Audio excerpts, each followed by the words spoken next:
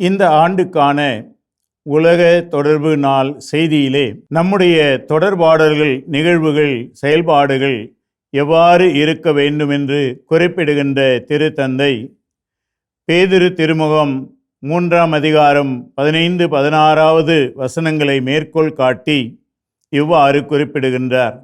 நீங்கள் தருகின்ற பதில் பணிவோடும் மரியாதையோடும் அமைய வேண்டும்.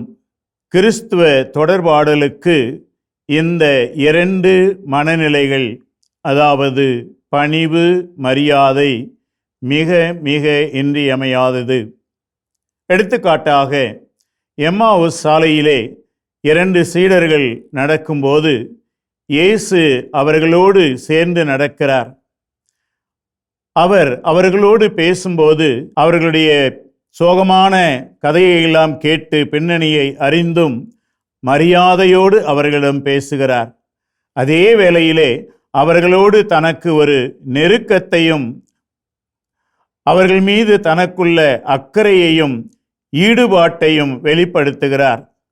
அதனால்தான் பின்னர் அவர்கள் இப்படி கூறுவார்கள், அவர் நம்மோடு பேசிய போது நமது இதயம் பற்றி எரியவில்லையா என்று. நண்பர்களே, நமது தொடர்பாடல் நிகழ்வுகள், அதனுடைய செயல்பாடுகள் ஒவ்வொன்றும் அடுத்தவர்களோடு நெருக்கத்தையும் அதே சமயத்தில் அக்கறையையும் மதிப்பையும் ஈடுபாட்டையும் வெளிப்படுத்தும் போது நமது தொடர்பாடல் செய்திகள் அல்லது செயல்பாடுகள் மிக பயன் தருவனவாக அமையும். மார்ட்டின் லூத்தர் கிங் என்பவர் இப்படி குறிப்பிடுகிறார், நான் கடந்து செல்லும்போது யாருக்காவது என்னால் உதவ முடிந்தால், அதாவது ஒரு சிறு சொல்லாலோ அல்லது ஒரு பாடலாலோ அல்லது ஒரு சிறு செயலாலோ அவர்களை நான் மகிழ்ச்சிப்படுத்த முடிந்தால் என் வாழ்வு பயனற்றதாக இராது.